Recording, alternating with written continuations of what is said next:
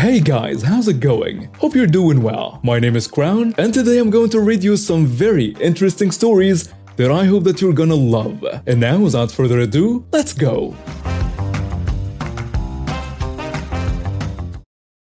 I debated whether or not I should post this, and my friends persuaded me to share. The characters are me, an entitled mother, and an annoying kid who doesn't appear in this story. Ever since the vaccine came out, I've decided to go out a little more often, so I tend to visit the park to do my homework. While writing my essay, I noticed a random lady looking at me strangely, but I ignored her. About 5 minutes later, the lady walked up to me, and this is the conversation that happened. The entitled mother pats my shoulder. Yeah, what is it? Do you know where you are? Yes, I'm very confused. Then why aren't you playing with the other kids? I don't know them. Plus, I don't like football. That's nonsense, you're a boy. You should play football, not play video games. I'm not playing video games, I'm doing my homework. She gasps and interrupts me. You're selling drugs, aren't you? What? No, I'm not. You're lying, I am calling the police. Honestly, I was terrified. I knew I wasn't doing anything wrong, but I was pretty stressed out at this point. I was so scared that I almost didn't realize she tried to steal my laptop. So I instantly yanked it from the table and held it tightly until the police arrived. When the police came, the entitled mother tried to make it seem like I was trying to sell her drugs. I didn't get to hear her twisted side, but all I heard was, "Look, he's wearing a hoodie and he's obviously into shitty things." The police asked me to show them my laptop, and after they inspected it, they knew the entitled mother was just crazy. The police tells her, "Ma'am, you're under arrest for false reports and harassing this kid." What? You can't do that. You need to arrest that disgusting person. The police ignored her rantings and took her to their car. That was how an entitled woman, out of the blue, decided to steal my laptop while accusing me of selling drugs. This is a little backstory. As a kid, my house caught on fire and I almost didn't make it out alive. I was sleeping on a toilet and didn't hear the fire alarms, and my parents couldn't find me. Luckily, I managed to wake up and get out by myself, but I didn't get out unscathed. My entire body was burnt and I had to go through multiple surgeries. Everything but my face was back to normal. I was bullied a lot for how I looked, which made me wish I had died with the house. I'm a lot better now, but I still feel self-conscious about my face to the point that I wear a mask a lot, even before COVID. Now onto the story. I ordered some food at McDonald's and waited there when an entitled mother walked in with some kids. One of those kids saw me and asked his entitled mother, "Why is he wearing a mask?" "Oh, he's just mentally deranged," she answers him. I didn't really care as people like these are common for me, but what happened next, I did not expect. After she ordered, she walked up to me. "Hey, why are you wearing that mask?" "It's really personal, I don't want to talk about it." "Are you sick?" "No." "Well, take it off then." "What? No, why?" "You're traumatizing my kids while wearing that mask. Take it off." I was mad at this person, but then I thought of a way to make her shut up. Okay, I will. I take it off in a way only the entitled mother could see. She was shocked at how I looked. I saw that my order number was ready and told her, "Okay, goodbye now." Then I picked up my food and left. When I tell my friends this story, they all laugh, and so do I. But seriously, why would you ask a person to just take off their mask, something that doesn't even bother you in any way? Before I start the story, I'll tell you that the rabbit in this story was extremely tame. She was kicked out of the nest, so I had to bottle feed her for a few weeks. She was loyal and listened to me like a dog. This made it possible for me to walk with her in public and even in forests without her fleeing from me. She always wore a harness and leash when I walked with her. Now on to the story. I was walking with my rabbit to the veterinarian to get her bi-yearly anti-coccidia shot because she had gotten it at a young age and it was the best way to prevent a secondary infection of it. I was not even 5 minutes away from the veterinarian when it happened. A mom and her kid walked by. The kid suddenly tried to pick up my rabbit. She only allowed me to do it, and not everyone else who tried succeeded. She luckily got away from the kid, ran toward me, and started stomping. The entitled mother walked up to me and said, "Thank you for stopping my kid's rabbit." I was absolutely dumbfounded by what she said and instantly picked my rabbit up and put a leash on her harness, just in case. "Excuse me? His rabbit?" "Yes, his rabbit." "Now hand him over." "Wait, what gender did you say it is?"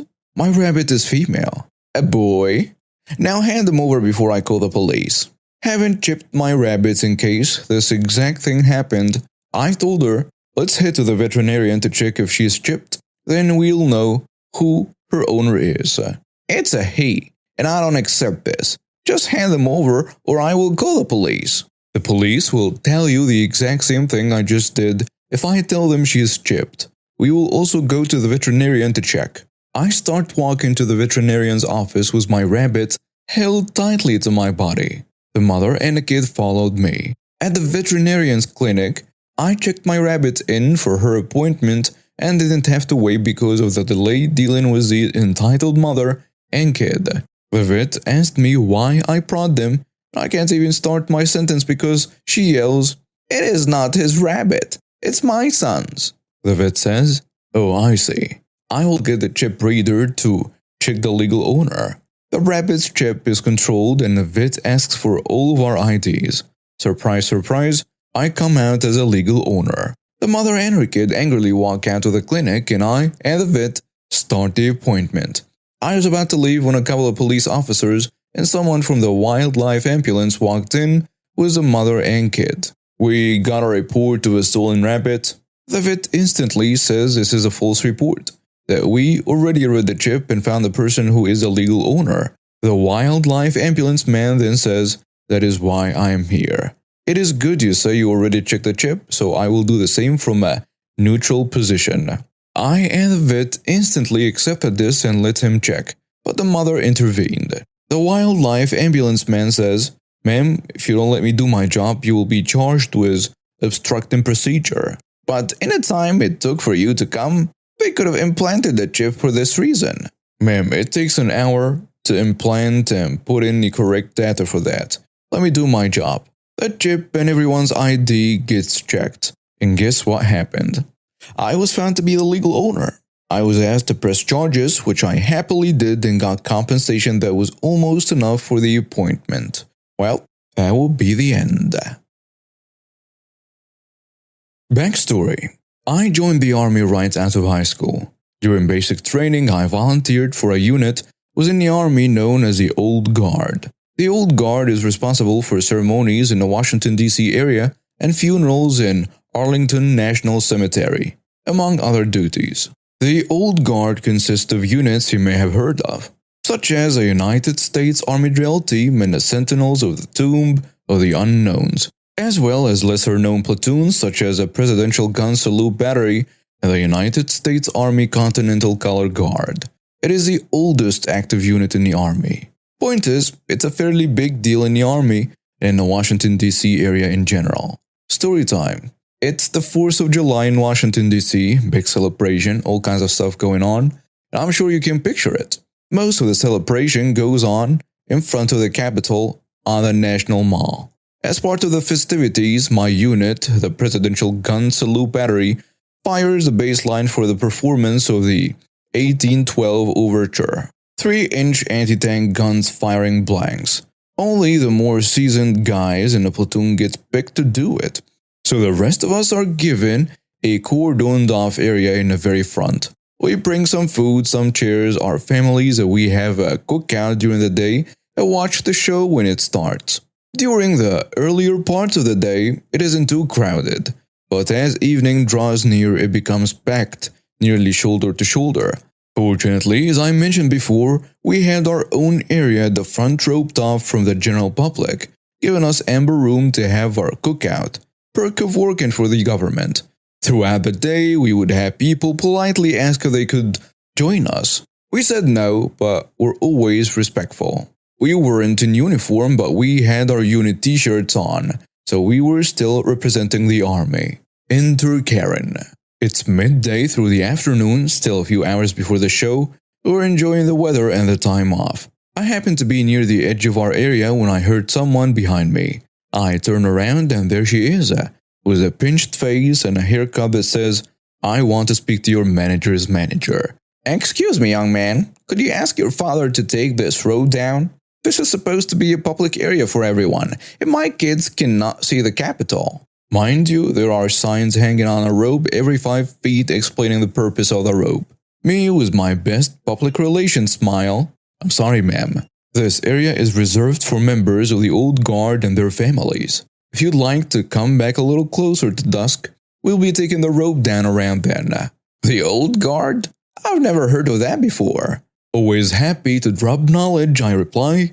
"Ma'am, the old guard is a primary ceremonial unit for the United States Army, and escorts to the President of the United States of America." "I don't see the President. Shouldn't you be escorting him or something then?" She rolls her eyes.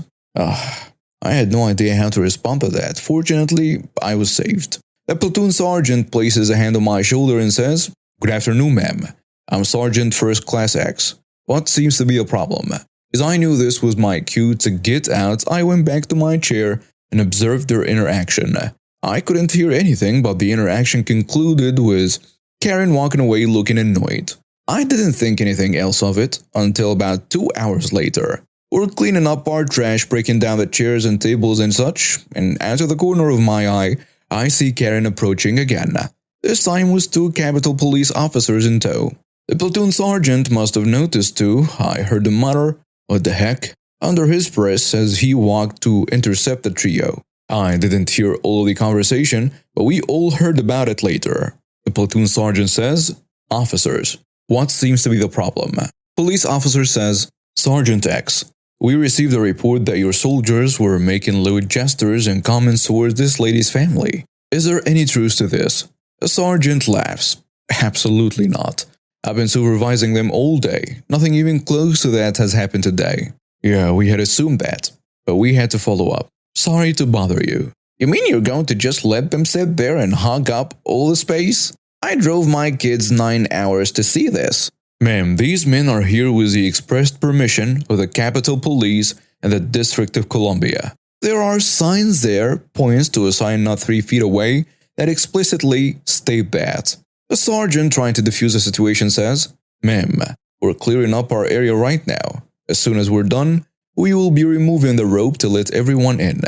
If you can be patient and wait, we can get you and your family right up front here in about 20 minutes. Karen proceeded to stare at them much like a cow stares at an incoming train. Then she spun around and walked away without another word. We thought it was all over, so we went back to what we were doing. We were wrong. We're just finishing up, taking the ropes off of the pylons and stacking the pylons in the arms of another guy in the platoon. Out of nowhere, here comes Karen, trailed by her 4 children and an obviously stressed spouse. I'm assuming her spouse. It could have been her boyfriend or the father of her children. "It's about time. Get out of my way." Karen all but screams as she goes barreling right through Private Another Guy. I have to pause here for a second. To be in the old guard, you have to be between 5'10" and 6'4" and maintain the Army standard of physical fitness. To add to that, the old guard is an infantry unit. If you aren't aware, infantry are generally the frontline soldiers in combat, and we are trained for just that. So suffice it to say, none of us were small or weak. Karen was probably around 180 pounds, so when I say she barreled through this guy, I mean it. She put some force into it. Private Another Guy goes prowling to the ground, steel pylons flying in every direction. A couple hit him in the face, chipped a tooth and split his eyebrow open. One pylon bounces off the ground and hits one of Karen's kids in the leg. The kid, probably 12 or 13, starts wailing like he lost a limb. As we are helping Private Another Guy to his feet, Karen is losing every last ounce of her patience. Red-faced, screaming about how she's going to sue us for assault, how we probably aren't even real soldiers, how we've ruined her family vacation and blah blah blah. At this point, the platoon sergeant is done with her, If Karen thought she was being loud, she quickly learned there are few things louder than a senior non-commissioned officer who is upset. With a single word, he quieted everyone within 15 feet of us. "Stop! That is enough. You have been harassing me and my soldiers all afternoon. We have tried to be nice, we have tried to be respectful. You have been nothing but rude. Now you've injured one of my soldiers. This stops now." I think Karen might have had a small stroke right then. She stood mouth agape, not able to utter a single word. And then, as if right on cue, here comes those two Capitol policemen. They hadn't been far away and had seen the entire incident. I didn't think Karen's eyes could get any wider until the first officer pulled out a pair of cuffs and said, "Ma'am, turn around and put your hands behind your back. You're under arrest for assault and harassment." She tried every excuse she could think of, but the police were having exactly none of her nonsense. They talked to Private another guy who wanted to press charges, so they carted her off. I don't know what the father did with the kids. They disappeared when the police took Karen. Come to find out, after Private another guy comes back from the court hearing, Karen had been carrying 3 bottles of pills that weren't hers and 2 stolen credit cards when the police searched her. No idea what kind of time she got, but it wasn't enough. After all was said and done, we watched the 1812 overture and laughed about Karen for weeks afterward. Private another guy was fine, with a chipped tooth and a little bit of bruising. Nothing major, fortunately. So, I have a story for you from my time working at Walmart. This is when I first started out at Walmart back in 2014. I was assigned to the electronics counter. It was near nighttime, and the photo center was closed. It was only me at the stand while others were on break, somewhere in the store or at lunch. Plus, business was slow, so it was fine when I was by myself. But oh boy, was I wrong. About 15 minutes passed when a teenager, the entitled daughter of our story, came up to the counter and placed a cell phone and a box on the counter while I was helping a father, who will be my hero in this story, and you will see why later. I asked the father if he would be alright by himself while I helped another customer, and he was fine with it, browsing the children's movie section. I was about to ask how I could help her, but she just held her hand up at me. I remember this very well when she did it. "I want a refund on this phone. It doesn't work with the plan I have," the entitled daughter says. I looked at the phone and it was a Walmart plan we run with T-Mobile. It's usually not the greatest, but it's a good start on a cell phone plan before switching to the bigger ones. When I looked at the receipt, I already knew this was going to be a handful. To those who don't know, all electronics items can be refunded, but you have to return them within 15 days to get a refund, especially cell phones. Other items are usually 30 or 90 days, depending on the department. When I looked at the receipt, it was way past the 15-day policy, so I could not return it. "I'm sorry, ma'am, but I cannot refund this, as it has passed the 15-day return policy." And oh boy, did the entitled daughter not like that. "What do you mean? My mom and I were here a few days ago when we got that thing."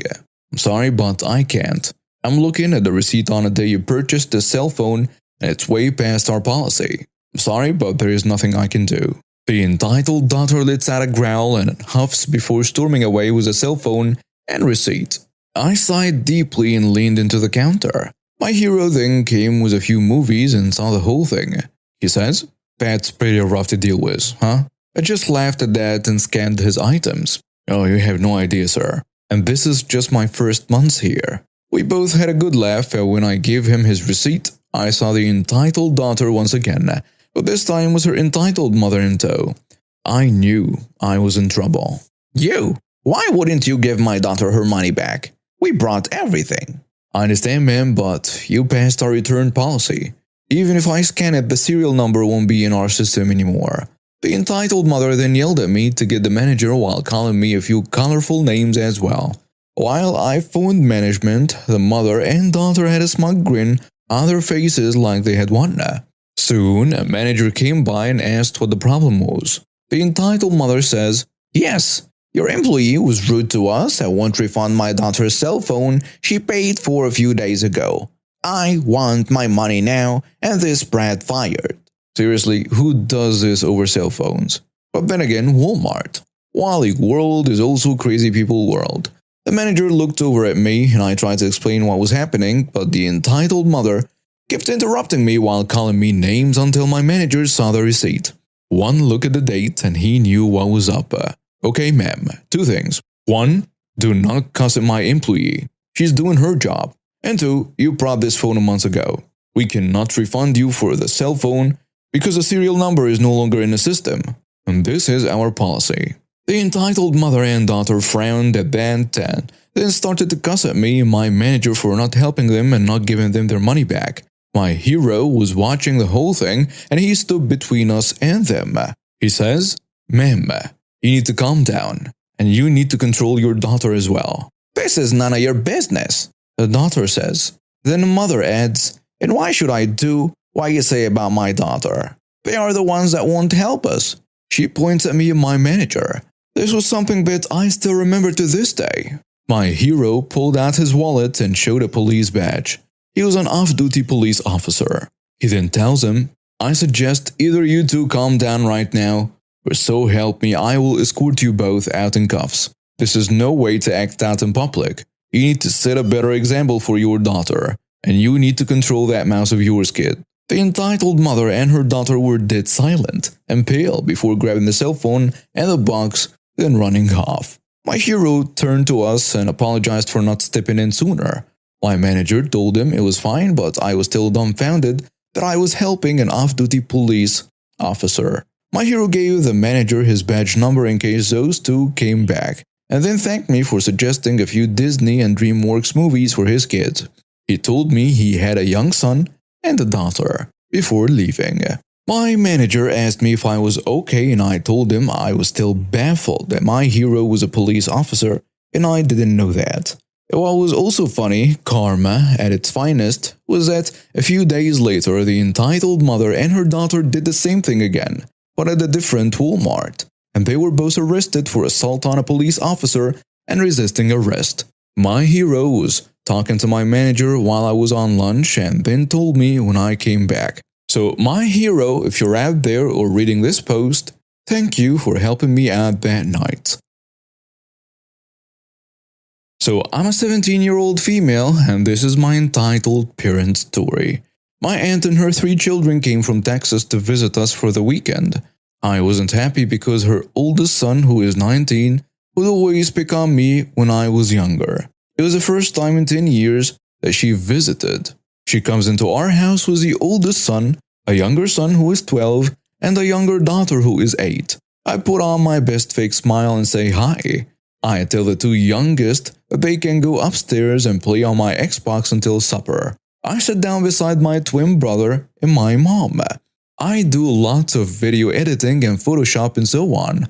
Final Cut Pro X is my software of choice. I got a 15-inch MacBook Pro a few months ago because of this, as my 2013 iMac wasn't cutting it. As everyone was talking and my brother and I were using our phones because our mom said we had to be down here to catch up with everyone, my entitled aunt went upstairs to see the house.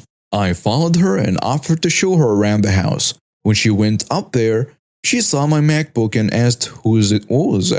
And this is how the conversation went down. "Krusty, whose laptop is that?" "Oh, that's my laptop." "Can I hold it?" Sure." She holds it. "Wow, Krusty, this feels nice. Can I keep it?" "Absolutely not." "I'll pay you. This was probably like $500. This is a $5,000 laptop. I worked hard for this thing. I'm not just going to give it to you." "Krusty, I deserve it. I haven't seen you guys in 10 years and you don't even get me a gift." "Is that my fault?" "I don't think so." "Well, since you won't give it to me, you shouldn't be able to use it either." This lady opened the laptop, threw it on the ground, and then stepped on it with her high heels. If we had carpeted floors, the laptop would have probably been fine, but we don't. And once she stepped on it, I knew it was done. I called my mom and dad, and then they came running up. My mom asked why she did it, and she literally mumbled, "Because she wouldn't give it to me." She and all her children are banned from our house. I am turning 18 in less than a week, so I will wait until I'm officially an adult to be able to sue her for damages. Wish me luck. Edit. I have filed a police report and we're going to court. I'm 18 now. I can sue this person for my money. A trial is tomorrow. Update. I won the case. I showed pictures and everything to the judge and my mom and dad heard the screaming, and when they came up they saw her stepping on a laptop and took pictures. She owes me a lot of money. I am so happy. I am so happy. This happened a few years ago, back when Corona was just a beer and before daily temperature checks in schools were required. My son was in his first year of preschool, and almost on a daily basis I volunteered in his classroom. My great aunt happened to be my son's teacher. She's part of what inspired me to become a teacher myself. On this particular day, it was very cold outside and we were in the middle of flu season. One child came in on time and, in a sea of children, it was not obvious that he was sick. It was only when his mother had left and the boy was sitting at the table for breakfast that we could tell he was not feeling well. I will call him Nice Kid because he really was a sweet little boy. The nice kid looked pale and had a runny nose. I went over to him and said, "Hey kid, how are you? Did you enjoy that snow day yesterday?" "Yeah," he said drowsily. "You feeling okay, bud?" "Not really." I reached out and placed my hand on his forehead, and the poor boy was on fire. I immediately alerted the teacher. "My aunt, Miss Aunt, I think this kid is sick. He's very hot." My aunt came over with a handheld thermometer they kept in their medical cabinet and took his temperature. It was 102 Fahrenheit, 38.8 Celsius for anyone who uses Celsius.